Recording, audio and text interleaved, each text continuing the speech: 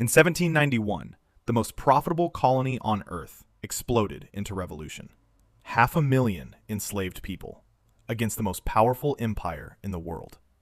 The world expected it to fail in weeks. It lasted 13 years. At the center of it, one man. Born into slavery on a sugar plantation in Saint-Domingue, the island the world would one day call Haiti.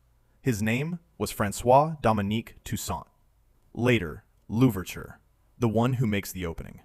He was born around 1743 on the Breda plantation in the northern province of Saint-Domingue.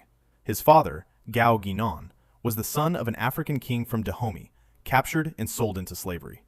Toussaint was relatively privileged by the grotesque standards of plantation life. He could read. He was eventually made livestock overseer and coachman. Around 1776, he was freed. But freedom for one man wasn't the point. In August 1791, enslaved people across the northern province rose up in one of the largest uprisings in the history of the Atlantic world. Toussaint joined, and within months, his tactical genius was undeniable.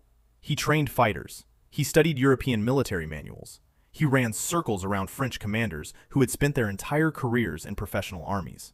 France, Spain, and Britain were all fighting over Saint-Domingue at once, the richest colony in the Caribbean, producing 40% of Europe's sugar. Toussaint played each side against the other. When France abolished slavery in 1794, he switched to the French and brought his entire army with him. Then he drove the British off the island entirely. They lost 50,000 men trying. By 1801, Toussaint controlled all of Saint-Domingue. He wrote a constitution, named himself governor for life, abolished slavery permanently on the island. Napoleon Bonaparte was watching. Napoleon sent his brother-in-law, General Leclerc, with the largest military expedition France had ever assembled in the Atlantic, over 20,000 soldiers. His private instructions were clear: destroy Toussaint, restore slavery, take back the colony. The war was brutal on both sides. And then, in June 1802, a French general named Brunet invited Toussaint to a meeting, under a flag of truce. Toussaint went. He was arrested the moment he walked through the door. They put him on a ship, transported him across the Atlantic to the Fort de Joux, a stone prison in the freezing Jura Mountains of France. Isolated, cold. His money confiscated, his family kept from him, his food deliberately reduced. Before they took him away, he left them with this: in overthrowing me, you have done no more than cut down the trunk of the tree of black liberty. It will spring back from the roots, for they are numerous and deep. On April 7, 1803, Toussaint Louverture died in that prison. Pneumonia, exhaustion, deliberate neglect. He never saw what came next. His generals, Dessalines, Christophe, Pétion, fought on.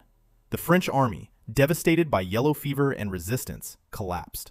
On January 1, 1804, Haiti declared independence, the first and only successful slave revolt in the history of the world, the first black republic, the second free nation in the Western Hemisphere. He was already dead, but the roots held. If stories like this deserve to be heard, like this video, subscribe and hit the bell, and drop a comment. What other revolution has a story this extraordinary? One life, one story, history.